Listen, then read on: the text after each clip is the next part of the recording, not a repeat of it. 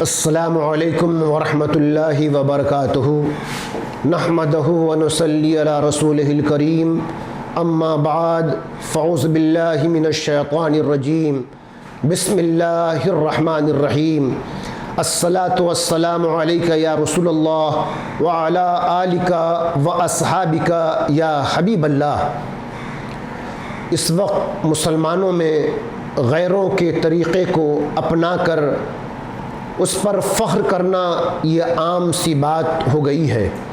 اور اسی طریقے کو کسی انداز سے اسلامی یا جائز کہہ کر صرف اس پر عمل ہی نہیں کرتے بلکہ اپنے بال بچوں کو بھی وہی تربیت دیتے ہیں۔ مزید اپنے بساط کے مطابق اس غیروں کے طریقے کو آگے بڑھاتے رہتے ہیں اور اپنے کو بہت عقل مند بھی سمجھتے ہیں۔ ایسے مسلمانوں کو بدقسمتی سے یہ معلوم نہیں ہوتا کہ کتنا گناہ کا کام کر رہے ہیں، جبکہ یہ کام کبھی ناجائز اور حرام سے آگے بڑھ کر کفر کی منزل تک پہنچ جاتا ہے۔ آج 2 سال کے بچوں سے لے کر 70 سال تک کے بوڑھوں کو نیٹ اور موبائل کے سارے فنکشن معلوم ہوتے ہیں۔ اگر نہیں معلوم ہے تو اللہ اور رسول کی بات نہیں معلوم، شریعت اور دین کے باتوں سے بے خبری ہے، جس کی وجہ کر اچھوں کا ایمان ضائع ہو چکا ہوتا ہے، اور اسی بہاؤ میں کسی طرح نمازوں کا سلسلہ، حج و عمرہ کا سلسلہ بھی چلتا رہتا ہے۔ میرے پیارے بھائیوں بہنوں، اگر آپ کا ایمان ہی درست نہیں ہے تو آپ کے یہ اعمال تو برباد ہو گئے۔ یہ سمجھنے کے لیے آپ کو اس کا علم حاصل کرنا ہوگا کہ جن عبادتوں کو آپ کر رہے ہیں وہ مقبول بارگاہ ہے بھی کہ نہیں۔ یہ بہت بڑا سانحہ ہے کہ اس بیماری میں بہت پڑھے لکھے اور عمر رسیدہ لوگ بھی مبتلا ہیں، جبکہ اللہ تعالی نے اس تعلق سے بھی قرآن مجید کے 30واں پارہ کے سورہ تکاثر میں بہت ہی واضح طور پر ارشاد فرمایا ہے، الہاکم التکاثر حتی زرتم المقابر۔ زیادہ مال جمع کرنے کی طلب نے تمہیں غافل کر دیا، یہاں تک کہ تم نے قبروں کا منہ دیکھا۔ الہاکم التکاثر، زیادہ مال جمع کرنے کی طلب نے تمہیں غافل کر دیا۔ ارشاد فرمایا کہ زیادہ مال جمع کرنے کی طلب نے اور اپنے مال اور اولاد پر فخر کرنے نے تمہیں اللہ تعالیٰ کی عبادت سے غافل کر دیا۔ اس سے معلوم ہوا کہ کثرت مال کی حرص یعنی لالچ اور پھر اولاد پر فخر کا اظہار کرنا مذموم ہے، اور اس میں مبتلا ہو کر آدمی آخرت کی سعادتوں سے محروم رہ جاتا ہے۔ حضرت عمرو بن عوف رضی اللہ تعالیٰ عنہ سے روایت ہے کہ رسول اکرم صلی اللہ تعالیٰ علیہ وسلم نے ارشاد فرمایا، خدا کی قسم مجھے تمہارے غریب ہو جانے کا ڈر نہیں، مجھے تو اس بات کا ڈر ہے کہ دنیا تم پر کشادہ نہ ہو جائے، جس طرح تم سے پہلے لوگوں پر ہوئی تھی، پھر تم اس میں رغبت کر جاؤ جیسے وہ لوگ رغبت کر گئے، اور یہ تمہیں ہلاک کر دے جیسے انہیں ہلاک کر دیا۔ حضرت ابی ہریرہ رضی اللہ تعالیٰ عنہ سے روایت ہے کہ سرکار دو عالم صلی اللہ تعالیٰ علیہ وسلم نے ارشاد فرمایا، مال و اسباب کی کثرت سے مالداری نہیں ہوتی، بلکہ اصل مالداری دل کا غنی ہونا ہے۔ خدا کی قسم مجھے تمہارے بارے میں محتاجی کا خوف نہیں ہے، لیکن مجھے تمہارے بارے میں اس بات کا خوف ہے کہ تم کثرت مال کی ہوس میں مبتلا ہو جاؤ گے۔ حضرت کعب بن مالک رضی اللہ تعالیٰ عنہ سے مروی ہے کہ حضور اقدس صلی اللہ تعالیٰ علیہ وسلم نے ارشاد فرمایا، 2 بھوکے بھیڑیے جو بکریوں میں چھوڑ دیے جائیں وہ ان بکریوں کو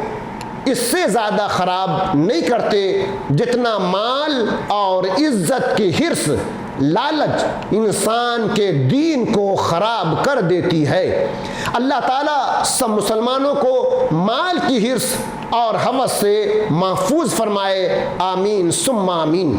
آج مسلمانوں میں ہر وہ خرابی موجود ہے جو پہلے کے انبیاء کرام کی امتوں میں تھی، جس کی وجہ کر ان امتوں پر اللہ کا عذاب آیا، اور اس عذاب سے امت مصطفیٰ صلی اللہ تعالی علیہ وسلم کو عبرت اور سبق لینے کا حکم ہوا۔ اصل میں ان کی تباہی و بربادی کی وجہ بھی مال اور عزت بنی۔ انہی دو چیزوں کی وجہ سے آج مسلمانوں میں خرافات، بد اخلاقی، بدتمیزی، وعدہ خلافی دنیا کے مقابلے میں دین اور دیندار لوگوں کو کمتر اور بے وقوف دقیانوس سمجھنے کا رجحان شباب پر ہے۔ فرق یہ ہے کہ کچھ لوگوں کا ظاہر نہیں کرنے پر بھی ان کے قلبی حالات کی تصویر چہرہ پر آ جاتی ہے، اور کچھ ایسے ہیں جو کھل کر بولتے ہیں اور کہتے ہیں۔ یاد رکھیے، کھل کر بولیے یا چھپ کر بولیے، اللہ کو سب کی سب خبر ہے۔ بہت ہی خیر خواہی کے ساتھ تمام اسلامی بھائیوں اور بہنوں سے مؤدبانہ گزارش کرتا ہوں کہ اپنے ظاہری اور باطنی زندگیوں کا گہرائی سے جائزہ لیجیے کہ کہاں کہاں ہم اللہ رسول کی نافرمانی کرتے ہوئے اپنے آپ کو عذاب کا مستحق بنا رہے ہیں۔ جب وقت آ جائے گا تو لمحہ بھر بھی وقت نہیں ملے گا،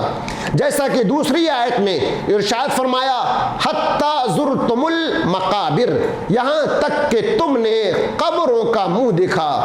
یعنی مال کی زیادتی کی لالچ تمہارے دل میں رہی یہاں تک کہ تمہیں موت آ گئی اور تم قبروں میں دفن ہو گئے۔ مال اور اولاد کی حقیقت، جس مال کے زیادہ ہونے کی حرص لالچ کی جاتی ہے اور جس اولاد پر فخر غرور کا اظہار کیا جاتا ہے، ان کی حقیقت یہ ہے کہ یہ اس وقت انسان کے ساتھ رہتے ہیں جب تک اس کے جسم میں روح باقی ہے، اور جیسے ہی روح اس کے تن یعنی بدن سے جدا ہوتی ہے اور اسے قبر میں دفن کر دیا جاتا ہے تو وہ مال اور اولاد اس کا ساتھ چھوڑ کر واپس آ جاتے ہیں، اور قبر میں اس کے ساتھ صرف اس کا عمل جاتا ہے۔ لہٰذا ہر عقل مند آدمی کو چاہیے کہ وہ مال زیادہ ہونے کی لالچ اور اپنی اولاد پر فخر و غرور کرنے کے بجائے نیک اعمال زیادہ کرنے کی کوشش کرے،